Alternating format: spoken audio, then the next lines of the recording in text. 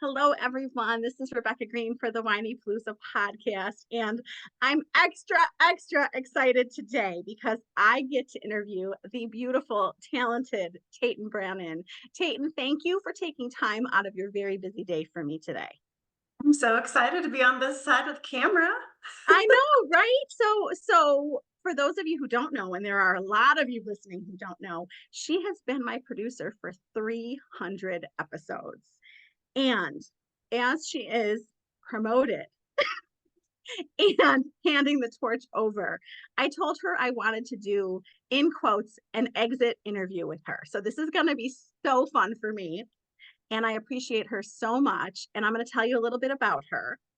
Tetan is the Director of Project Management at Market Domination LLC and BMD Publishing, where she has worked since 2016.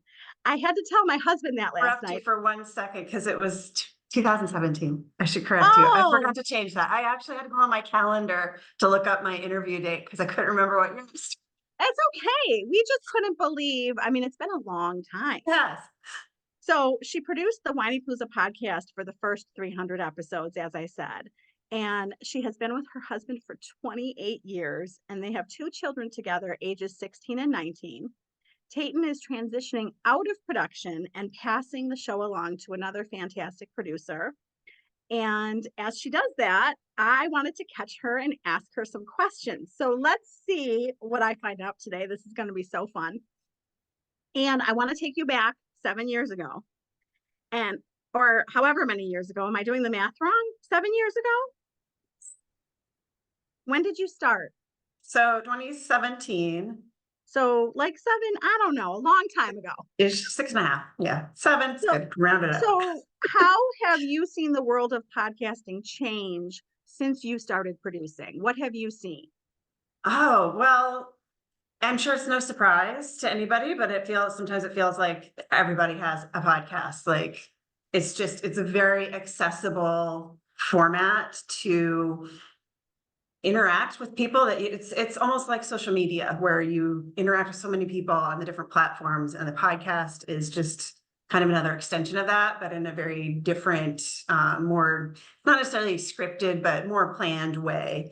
But it's a really great tool. Like from working where I do in the podcast business, is that it's not always about just self-promotion.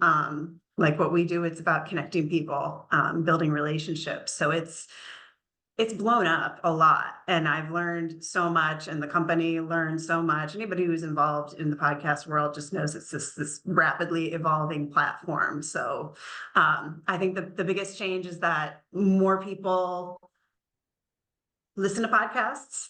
Probably more people now have actually been on a podcast, which is kind of cool. So yeah. Fun. It's fun for me when somebody says, "This is my first podcast." And I'm like, Yeah. really? And I think it's accessible if you have access to a team like you guys who can do it.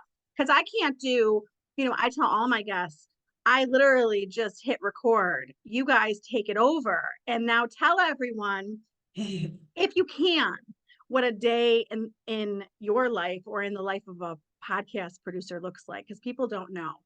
Yeah. So I'm going to kind of give a little backstory on what we do at the company, Your Fabulous Husband.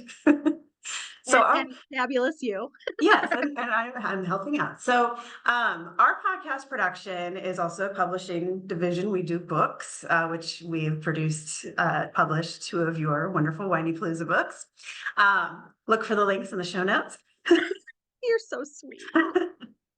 But our whole premise is that we want to use the podcast as a platform to connect business owners for our personal purposes. We do business owners, or CEOs. I don't necessarily have to own a business, but we connect business people with people that they could build a referral network with.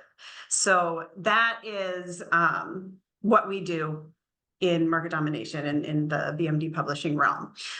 So our clients are typically going to run a business, and we're connecting them to other people. So we have to really know who our client is, what their business is about, and who are the spheres of influence and the people who would tune in, who are their ideal clients. So for you, your listener is, they're going to be parents. So I need to know what kind of topics we're looking at. Like, you'll let me know, I want to speak with somebody about anxiety or about, wellness or something like that. So I have to know who the audience is, know what my topic is, and then we do research. So our team of producers, we do all this research trying to figure out, sometimes we have geographical limitations. Some people want to interview people within certain areas, certain cities. Some people will do worldwide, which is great. Sometimes you gotta work with the time zones though, so that's always a challenge, but Yes, it is. yeah, so the day-to-day would mostly be doing research, finding great topics, finding contacts. Sometimes that's a challenge too, is like, there's plenty of fantastic people that you would love to interview, but whether you can get in touch with them is an entirely different thing. The higher up they are in the celebrity realm, the harder it's going to be to get a foot in the door and get their attention. So it's about finding the right people. And as you've learned along the way, I know you've mentioned this, that sometimes people that you don't think are an obvious fit end up being like the best guest you've ever had. So we kind of try to balance that expectation. Some clients want the best of the best. I only want this person, I don't want that. And then they end up interviewing somebody else that they're not too excited about. And then they're like, oh, you really know what you were doing there.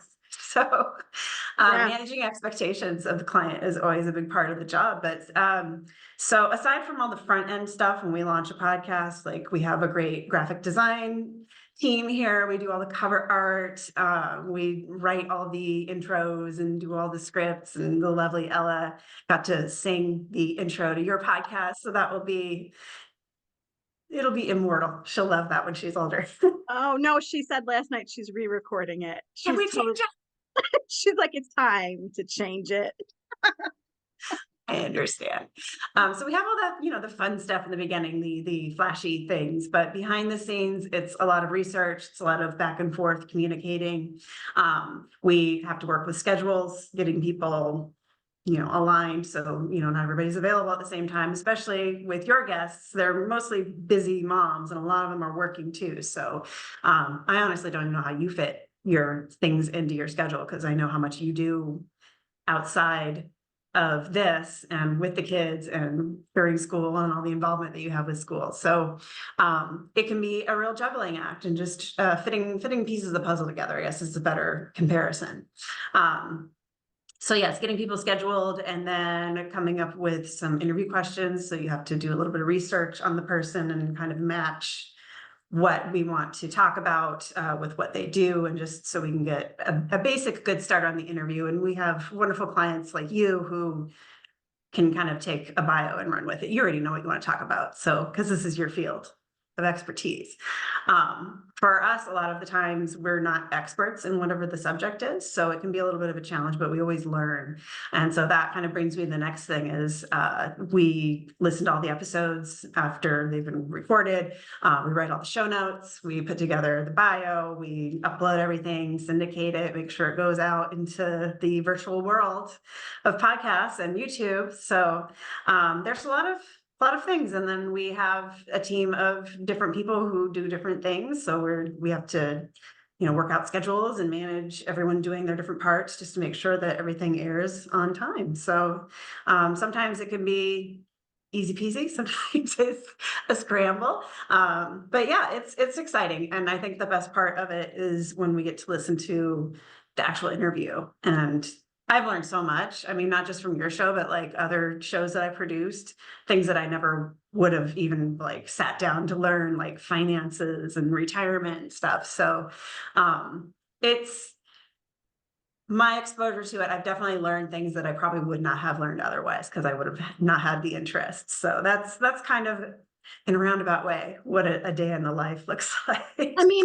it's people don't realize what goes into a podcast, and they don't realize the hours that you put in, the hours that I put in. They think that, I think that people have no idea. So even though podcasting is so popular, nobody knows the details that you just gave. Well, and they only see this end result as what everyone's watching and listening to now, and they're not, for every 30-minute podcast episode, there's several hours at the very least behind it to get to, people actually listening to it. So, yeah. Amazing.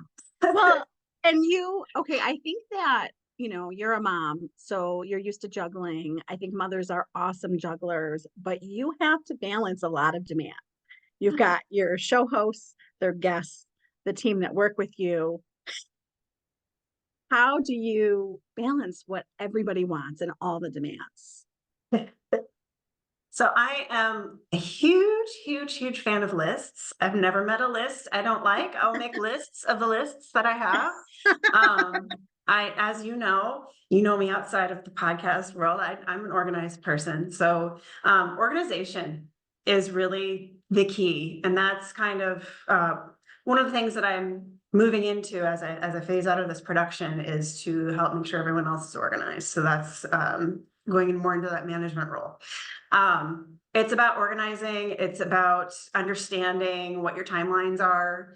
And things happen, you have to accommodate. So just the more comfortable you are with the job and your understanding of what it takes to get from point A to point B, then you can kind of break it down into digestible pieces. It's like anytime you make a plan for something, you really have to break it down into pieces that you can accomplish. So that's how I manage it, I would say. Yeah. Yeah, I mean, you make it look easy. I want you to know that I know it's not easy and you make it look easy. And I remind Seth all the time that you two, Emma, Kristen, y'all might be fantastic, but like you take for granted how good you are, and everybody is not you. So, Yeah. We actually had somebody outside who was looking at our company somebody we're consulting, and he said, "You guys are really on it. You are like the most organized, well planned out group." And we were just like, "What?" you Because sometimes in are the thick of it, you feel a little frantic, and you're like, "Oh, this is not good." But yeah, if you step back and take a look at it, I would agree with that assessment. So well, and I have to remind Seth, Adrian, you how much I appreciate it. I feel honored to be a part of it. Like it's just thrilling for me. I love it. It's a blessing in my life that I never expected. yeah. And so in this world, we're talking about smooth things. What is the most challenging? For your podcast particularly, or just producing podcasts? Whatever you want to go Okay, with. so It's a good question. in the podcast world, I would say the most challenging thing is finding guests. Mm, It's one thing to have a great list of people you would love to talk to. It's entirely another of who you can actually get in the books, scheduled, find their time, have them show up. That is the biggest part. Like we're not like celebrity PR people. We don't have a little secret black book of anybody we want to talk to. So sometimes we might have a client who wants to speak to upper level, like celebrity status, CEOs of big companies. And that's not always possible. Like we will do whatever we can. And then sometimes we have people who have a really specific niche that makes it very, very difficult to find exactly who they're looking for because the parameters are so narrow. So I would say guesting. Like sometimes wow. guesting is easy and it's great, and like everybody, like your show, everyone wants to be on it. So like guesting for you isn't always that difficult because you're open to speaking to a lot of people, and a lot of people know your show already, so they're excited to be on your show. If you're talking about a CPA or a financial advisor, like some people are like, why would I want to interview with someone like that? So getting the yes in the guesting I is never probably would have thought of that. See, and yeah. as someone who gets guest recommendations almost every day, Yeah. I never would have known that. Yeah. So and that's why it's always, been a pleasure producing your show, because it's, guesting has not been a challenge.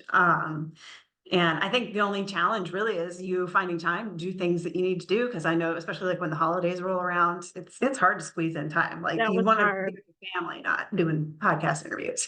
Well, and I failed miserably, and I will learn from it. But I said I was going to take the week off, and like I'm all emotional because I'm mad at myself because I didn't. And Don't it's be. okay. I will Yeah. learn from it. It is very hard for me to take time off. But Well, yeah, once you're committed into something, it is yeah, difficult to plan that out, but I make a list, make a yeah, plan. yeah.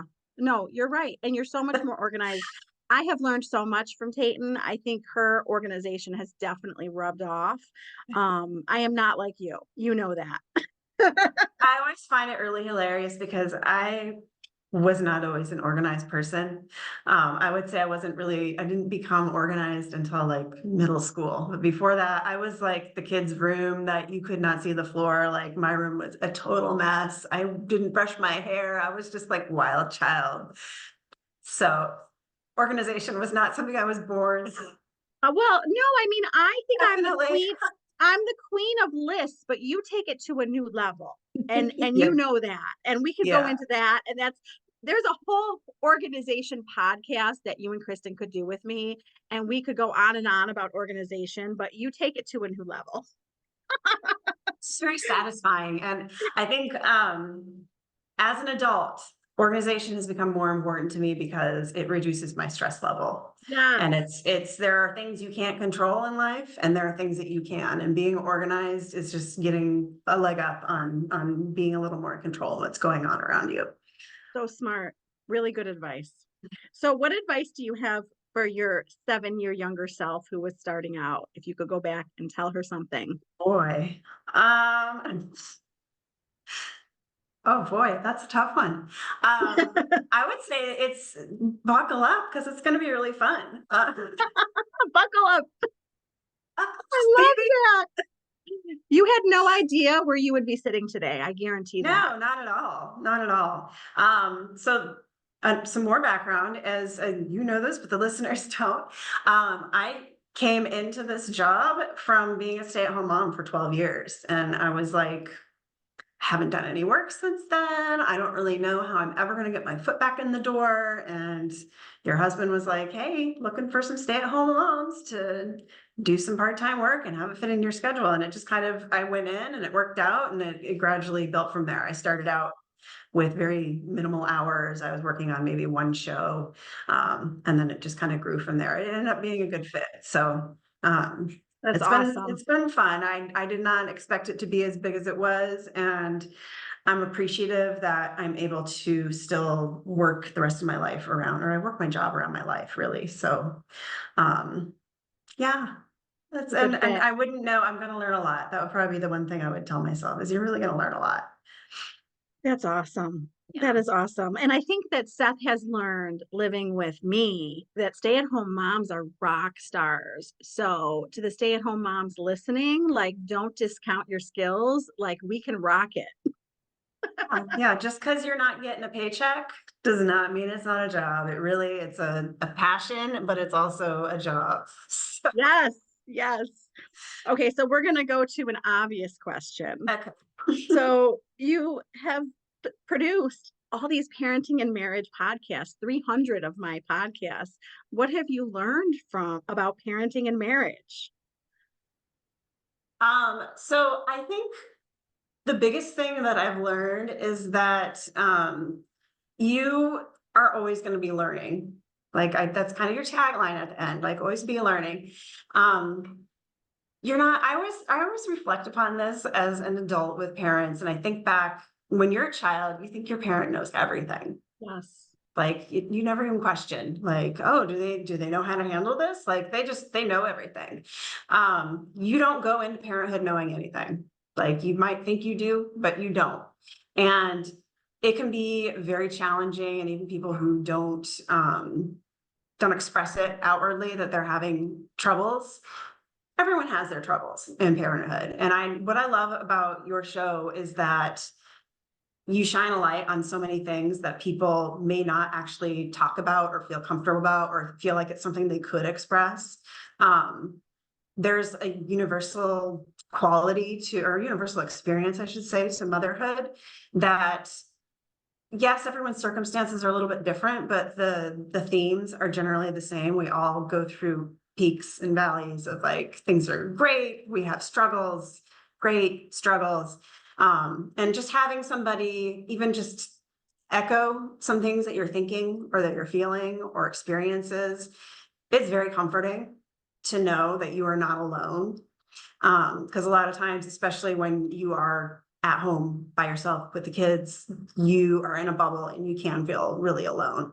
And if you don't have a group of friends to bounce your thoughts and feelings and experiences off of, then sometimes you really do. You feel very isolated. So a show like yours is really great to kind of get your thought going and get your thoughts going in a different way. And I love a lot of your a lot of the things that you bring up about shifting the way that you think, changing your thought pattern, like redirecting it, because it's so easy to get stuck into negative thinking, thinking the worst about something, you know, worrying if your kid's ever going to get out of whatever phase they're in.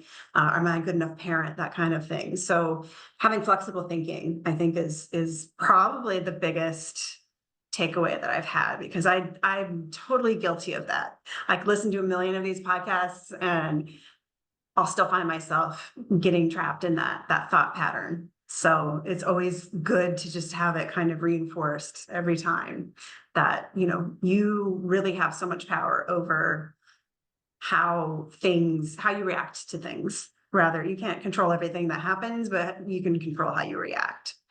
So yeah, there's so many things. Well, I mean, Claudette brought up yesterday when I was talking to her the red car effect. And I love that she labeled it for me. And she was saying that, you know, you're thinking about buying a red car, and then all of a sudden you see red cars everywhere. Uh-huh, And uh-huh. she's like, it's like if you want to think a certain way, like you start looking for it.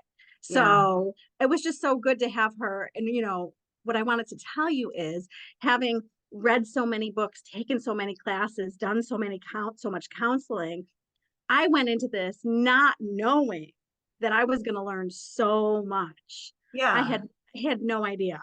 Yeah.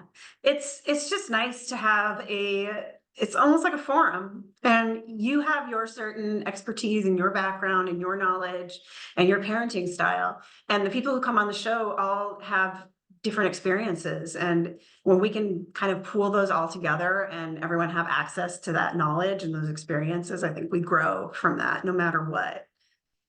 Well, and I don't want to put you on the spot, so you can say pass, because these are hard questions. So two parts. One, is there a guest that was a favorite? Yes. And okay, the guest favorite. And was there a particular episode that resonated most for you? Okay. For sure, my favorite guests, I have to say, is whenever you interview your family, and I know that's kind of the fan favorite, but it's just, I love watching like the lives on Wednesday, the interaction between you and Seth, because you're adorable and you complement each other so well. You match perfectly. Your personalities are very different, but they balance each other. So I love seeing the interaction, and you do show that yes, you're not perfect and you have conflicts, but you know how to handle them, and it's work, and people don't just automatically go into marriage knowing exactly how to handle conflicts. It's a daily education. Basically, you're going to be learning your whole life in your marriage. So I love to see that kind of real-time interaction between you and your husband.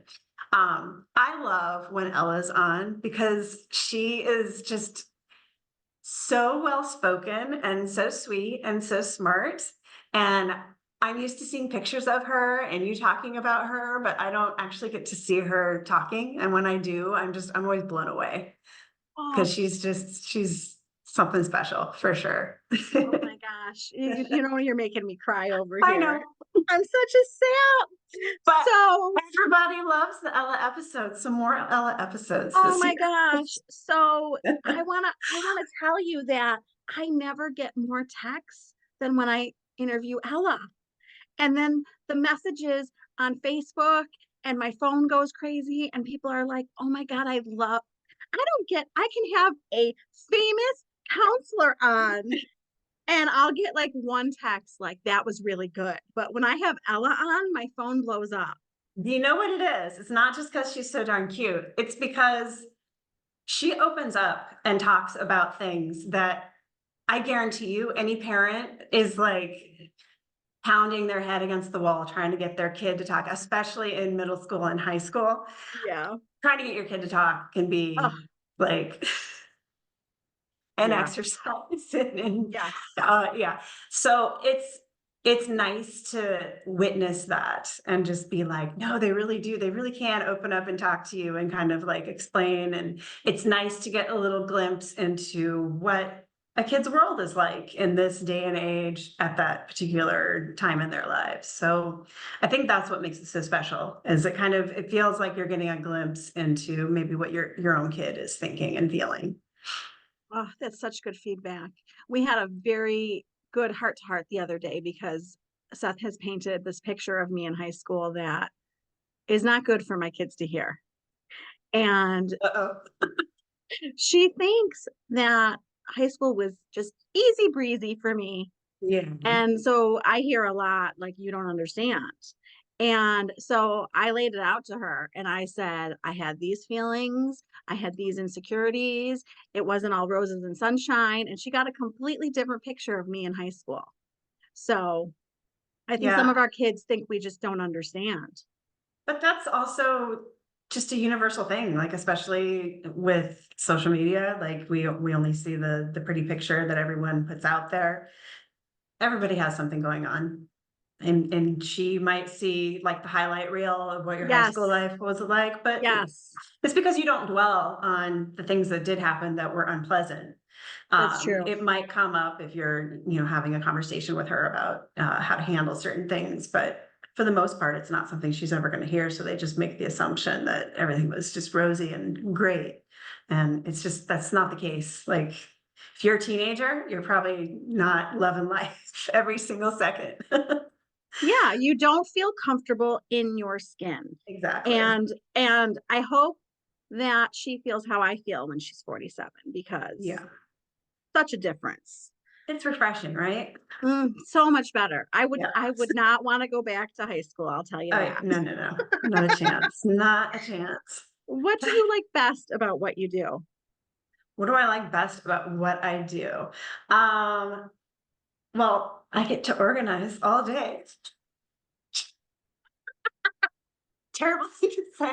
Um, okay, so I will say from being a stay-at-home mom for 12 years, and I wasn't heavily involved in the school activities. Because after a certain point, they don't really want the parents at the school and unless you're like part of the PTA or a teacher or something. Yeah. Um, being around other adults and doing things that was not constantly focused on me being a mom and me being a kid. So, or not me being a kid, me having kids.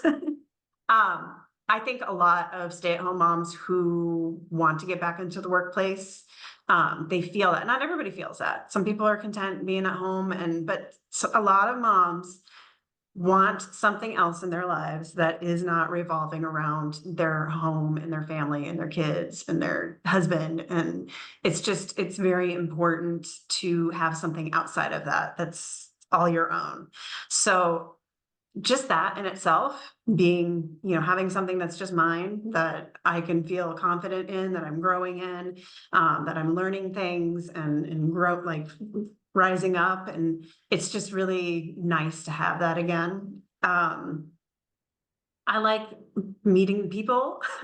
I like to learn. I think probably my favorite thing is listening to the interviews and just learning stuff because there's so much out there. People have some great, amazing stories. Um, yeah, I've heard some amazing stories that I'm just blown away by, and it's very inspiring. I am inspired every day, I would say. I That's love the stories that I awesome. hear. Yeah, To be yeah, inspired at your job every day, that's yeah, amazing. That yeah. is amazing. What was your favorite part about producing Whinypaluza? I mean, the guests for sure.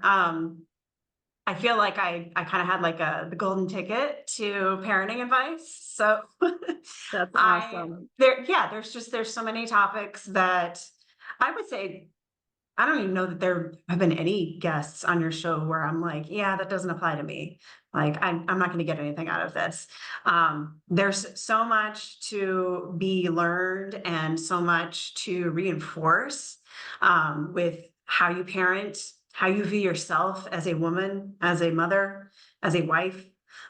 There's just a lot that I've gotten out of the show. And like I said, I don't think there's been a single guest or a single episode that I didn't learn something or have something affirmed in me that I'm like, I believe that I'm on the right track.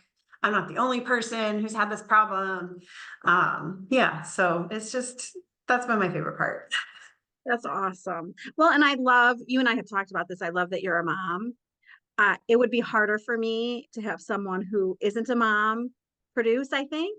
I mean, Yeah. it's doable. It's totally Yeah. doable, but I do love that you're a mom. Yeah. And what was the most unexpected challenge over the last 300 episodes? Unexpected challenge. It's not a huge challenge. Your Facebook issue, having to put up the new Facebook page. That, Oh, the new, yes, that oh, was yes. unexpected and unfortunate. And I mean, I'm not personally involved in your Facebook page for Whinypaluza, but Oh, everybody, if you are on the old Facebook page, you need to get on the new one, Whinypaluza Parenting and Marriage. so, so Seth comes to me one day. Now, mind you, my Whinypaluza Facebook page had like 18,000 people on it. Exactly. And he comes home casually. Like he's just so casual about things. And he's like, oh yeah, you got to have a new Facebook page. Your Facebook page is like not working. And I was like, what are you talking? And he's just so calm about everything. And I'm like, whatever. I'm just going to go with it. We will build it back up. Please come find the Whinypaluza Parenting and Marriage Facebook page. It'll all get out there again. Yes. So check the show notes, everyone. It's in the bottom. We have all the new links. Oh my But yeah, God, you're that just, awesome. it's an example of things are going to come up no matter, like Yes. you could be smooth sailing for years and then all of a sudden something big comes up and you just have to take a breath and go with it. Like Oh my figure out gosh. how to work around it. Well, so my Whinypaluza mom Facebook group, okay, I got an alert about my post that had, can I say the word on my podcast? I don't want to get Keep it flagged. out if we do. Okay, so there was a word in my post that Facebook didn't like, and it's not a Huh? bad word, and they flagged it, and they said, we will shut down your group if you don't take this post down. And I was Yeah. like I have to be careful. I was like, okay, I'm going to be careful about my word choices. Yes, they're very, I noticed that I made a comment on like my aunt's page or something, or I mean, maybe it was a comment on my own post, and it was one word, and in the context that I wrote it in was nothing, and they're just like, oh, that word is banned. So yes, I got to be you careful never because, know. I mean, you could well, think you're like, I mean, you're not somebody that I'd be like, oh, that Rebecca, gotta watch what she says. But yes, there are red flag words that, depending on the yikes, context, could be very bad, but for most people, they're not using it in an offensive way. not So at all. Not at all. It it was gives just you a a word. scare though. Like, are you gonna shut Oh, me down? well, so, I hear so many moms are like, I hate social media. I hate Facebook. And what they don't realize who they're talking to, that I work on it. I work on Mhm. Facebook. So I need to be careful. That is the lesson in this conversation. So from episode 1 to episode 300, how do you think we've evolved? How we've evolved. We've had some really great guests. I think that we've gotten deeper in the subject matter. I'm gonna forget the name, but I know we had a guest on, like maybe this fall about the death of her husband. She had two husbands who had passed. So Oh, I mean, real content. People, it's not just fluff. I mean, people might think, oh, parenting and marriage, it's fluff. We're talking about, tantrums and diapers and like, no, it's real life. We're talking about relationships. And I think when we get into the relationship talk, that we get, pretty deep and uncomfortable sometimes. So yeah, I think that's the biggest evolution, is that we're digging deeper into heavier topics. And they're not all heavy. That would be too much, but yeah. When you send me stuff on death and dying, I'm like, oh, I don't know if I can do it. But it affects everybody, and yeah, you don't have to be all about death and dying, but I think, Yeah, once in a while. addressing it every once in a while, it'll hit a nerve with people.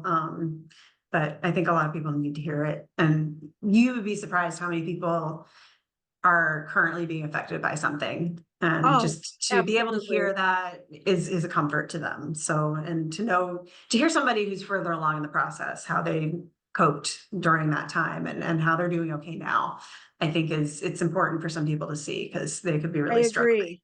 Well, Yeah. and as you're talking, I want you to know that when we started, I think I had a particular vision of a guest. Mhm. And how I've evolved is I am so much more open-minded.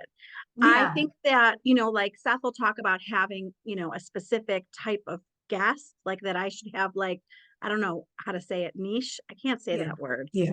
I'm not good with that word, but it's just not me. It's just not my Yeah. personality. I think I've become more open-minded since I started, and really open my mind to the guests that are suggested to me, because I have Mm. learned, like you said, that a guest might be fantastic and we can learn so much from them.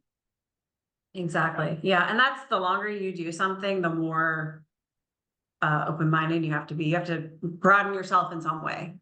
So whether Yes. that's changing the topic, or yeah, you've been good about it. I work on that, because sometimes my automatic response is no, but I don't tell you that. It's very rare that I tell you that, because I sit with it and I push myself, because I know that it might be fantastic. And I get people that I'm like, no, I'm not even sending this to her. This is not fit. Oh my gosh, I know. I know. And I wish I could think of an example, but I don't want to call them out anyway, but like, Yeah. you have sent me women before that I'm like, no freaking way. And they turned out to be amazing. So I have been wrong. I have been wrong so many times. So that's But fantastic. that's part of life though, right? Especially when you're younger, you have an idea of like the kinds of people you want to be around, and who your friends are going to be, and what kind of guy you're going to date. Um, as you get older, you meet people that you're like, that's not who I would have chosen, but I can't imagine my life without that person. So I think that just is a general rule in life. And I try to tell that to my kids, because Yes. especially teenagers, they're very, very particular about who they I spend their time with. I see that. Yes. Well, I'm not going to like that person because they play sports or whatever. Like, just it's good to be open-minded, because you could miss out on so much in life if you're not, you don't have an open mind to things. So So true. yeah. So, what is your advice to someone who's starting the podcasting journey? Uh, okay. So my advice is, don't worry too much about the details, because things are going to change. Sometimes good enough is good enough. It does not have to be perfect. Love, It never will be yes. perfect. Um, to echo what we've just been talking about, have an open mind. If you have a production team, if you're lucky enough to have a nice production team who's helping you out and directing you, use their expertise and trust them. But don't, if there's something that really just does not sit well with you or resonate with you, then speak up, because you are the client. Um, yeah, just be open-minded and know that it's going to be a learning process. You might start out day one thinking, this is the direction I'm going in, this is what I want to do, these are the kinds of things I'm going to talk about. And then like a year later, it might look the same, it might look completely different. So like in life, just be open to changes, pay attention to what's going on around you, what is resonating well with your audience, what isn't, and just learn to pivot. So, Okay, so that's perfect for the next question. okay. So how do you think the listeners have influenced the direction of the podcast? Any Ooh. thoughts on that? Well, I would say, especially in your Whinypaluza Moms group, like I love the interaction that goes on in there. Um, I think anytime that you ask a question, like, or advice, that it's gonna spur a topic that sometimes can just blow up into something really big. So I think that when you get feedback, whether it's directly to the podcast or just within your parent group, it's gonna kind of spark ideas. And I'm sure you're like that with when you write your blog, like something is just going to all of a sudden just spark an idea and you're going to go with it. So I think that just having that conversation, whether it's leaving a review or comments on in the podcast itself or on YouTube, but especially on the social media pages, just getting feedback, like let us know what resonated with you.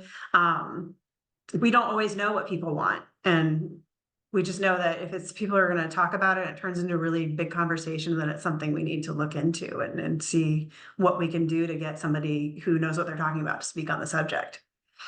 It's really good. It's really good. There's been so many times that people have said to me, I need help with X. Yeah. And I'm like, oh, okay, I'm on it. Yeah. Yeah.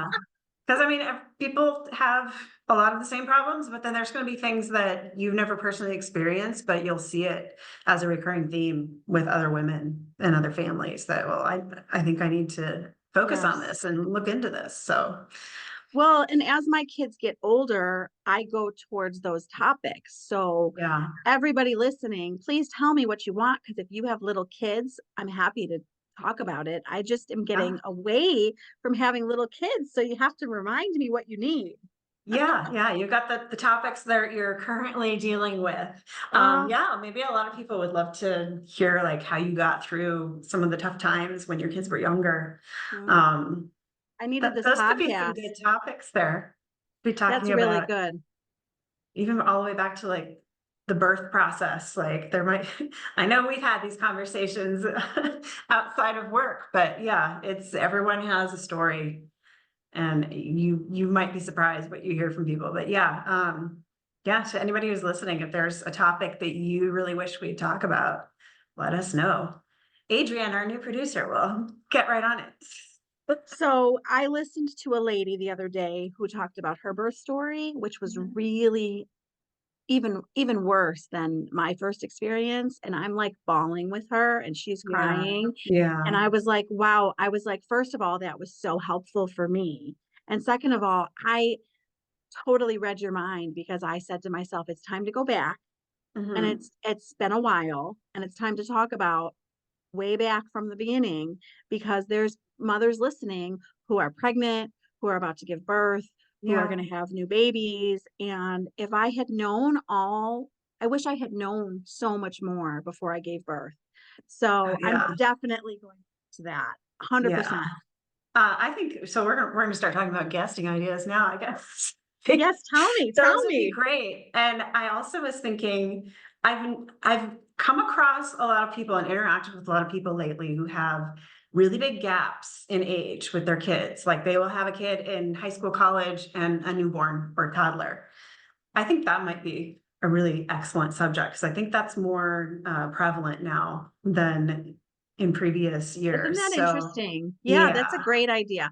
um, kind of I don't ask reconciling you. that. Yeah. I don't ask you I don't ask you for ideas. I just realized that. I don't ever say, "Teton, Have, but have yeah, I?" you usually have stuff. I get so many people, wanting to be on the show. That's usually what I spend most of my time is like going through those and sending them your way. That's But awesome. That is so awesome. So what advice do you have for Adrienne as she takes over? oh, for Adrienne, she's gonna love it. She's a mom too. So you're gonna learn a lot and you're gonna hear stories that you really resonate with. She is the guesting extraordinaire. I really think she's going to find some amazing people for you that it's going to take it to the next level with the guesting. I'm positive.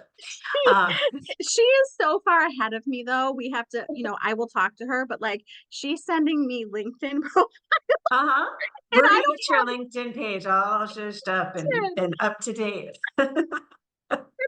I just said to her, I just emailed her back and I'm like, Adrian, I need email addresses. I don't do LinkedIn. So things are gonna change for me. Okay. I'm gonna learn LinkedIn. I'm gonna jump into the world of LinkedIn. She has gotten me there. I'm there. I hear her. I'm just not there yet. So, Yes. any last words of wisdom before I let you go? Well, keep doing what you're doing because it really is like it's so helpful for so many people. And one of these days when I'm not working out at 5:30 in the morning, I'm tune into the Wednesday live every single week. Oh my gosh, I know. I think I love to interact. Like that's my favorite part of that. Like I'll watch it afterward, but the live itself, like when it's happening, I love and there's a little bit of delay when you type a comment, but I love that real time interaction and it's super fun. Yeah, I'm really excited. I'm still gonna listen to the show, still gonna watch it because oh, it's been thank great. you. Yeah. Well, you've been wonderful. I've been so blessed to have you do this for 300 episodes, which is crazy. And I know you'll still be, guiding Adrian and others in your background scenes. And sometimes I may ask you to come forward and do stuff like this. I wouldn't mind. So for anybody who hasn't watched every single 300 plus episodes of Whinypaluza, I've actually been on two other times with the book club, which we no longer have. I'm We're gonna too busy, cry. I'm gonna cry.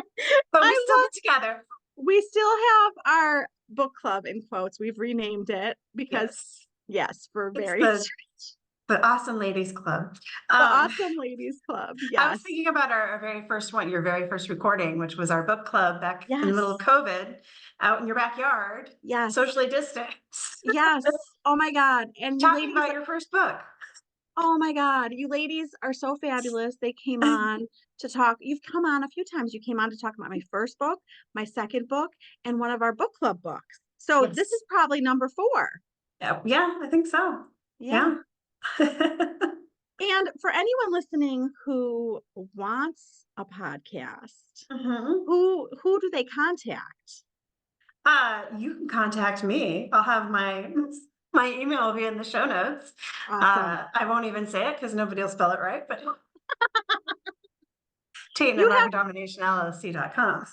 you have a very cool name. I hope you own that. I hated it as a kid. I'm like, why can't I just have something that can be on a keychain and people can say? And how do you feel now? I appreciate it now. I really Well, do. I love It's nice to have something that nobody else. I mean, there's a couple people out there who have borrowed the name and used it, but it's still pretty yeah. unheard of. So Yeah, your parents did a good job and you are fantastic at your job. We thank you. appreciate you so much. I appreciate you so much and thank you for doing this with me today. It's been an absolute pleasure, especially producing your show. It's been a great journey, and I'm a little sad to be It's leaving it, but I'll still be ducking my head in and what about this? it's I think that this is I think I'm just so happy for you because I have watched Tatum from the beginning and she just keeps, you know, growing and changing and getting new positions. So I'm excited for you. But I'm going to let her get back to work. All And right. this is Rebecca Greene reminding everyone to spend every day laughing, learning, and loving. Thank you for tuning in to the Whinypaluza podcast. If you like what you heard, please be sure to subscribe so you never miss an episode. While you are there, leave a review. I love to hear your feedback. Thank you so much for listening. Until next time. This show has been produced by Market Domination, LLC. To discover how you can have your own show completely done for you and turn it into a real published book and become the authority in your marketplace, go to www.marketdominationllc.com/podcast offer. 49 faces looked to him in triumph. Over the last 12 months, they had each taken turns and promoted his business for a week at a time, driving over $987,342 in revenue. What if you had a network of 50 centers of influence who promoted your business every week for a year? Grab your copy of the #1 Amazon best-selling book, The Ultimate Guide to Growing Your Business with a Podcast, at 33% off the Amazon price by going to ultimatepodcastbook.com. Again, that website for 33% off the Amazon price is ultimatepodcastbook.com.